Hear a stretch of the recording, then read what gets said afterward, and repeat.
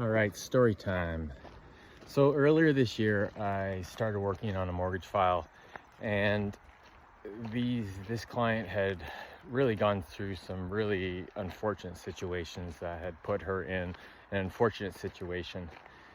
So I ran the numbers every which way I could to try and get her to qualify with a bank and a lender, and the numbers just didn't work. The ratios were too high. So the next step we did was we looked at bringing on a co-signer. Luckily for her, a good family friend offered to do it.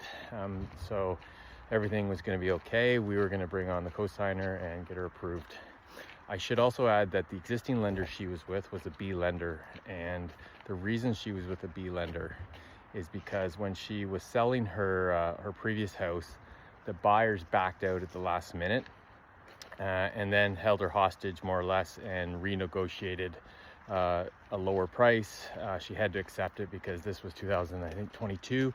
As you remember, the market softened quite a bit really quickly, and she had no other options, so she took the lower price, and that increased her debt load, which, because of the higher debt load, forced her from an A lender over to a B lender with a higher interest rate, higher mortgage payments. Because of the higher mortgage payments, she had to rack up debt on her credit cards because her budget was too tight.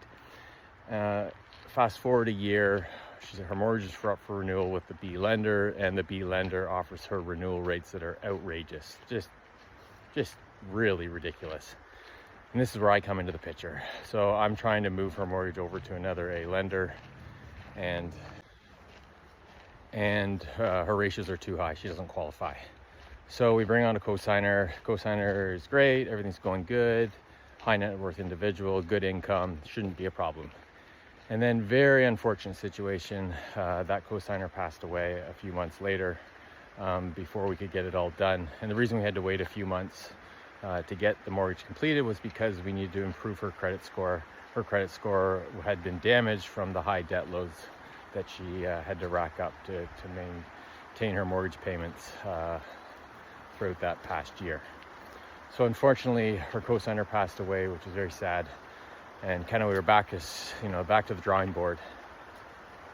Luckily, the co-signer's spouse agreed to come on and uphold the promise, which was great.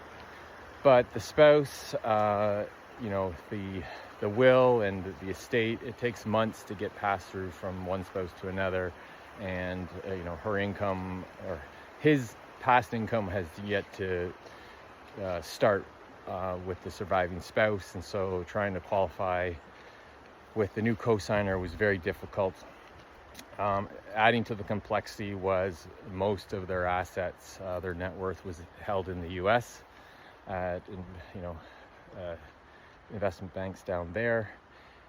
More or less, so I went through multiple A lenders trying to get this approved, and it was very, very difficult. We tried to go a high net worth approach. That was a no-go because the assets were in the U.S. We tried to get multiple exceptions for reasons related to income, and that was a no-go. Eventually, I was able to get it done after 9 months of work with a partner at another bank, and all in all, it was a happy ending. So this client was able to move from a B lender with an interest rate of up around 10% to an A lender with a mortgage rate in the low 4s, and this has really saved her.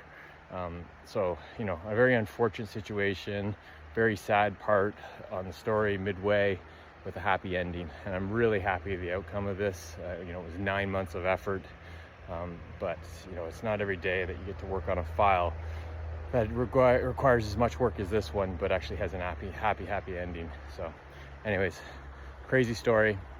Very fortunate for this client. She was very pleasant to work with.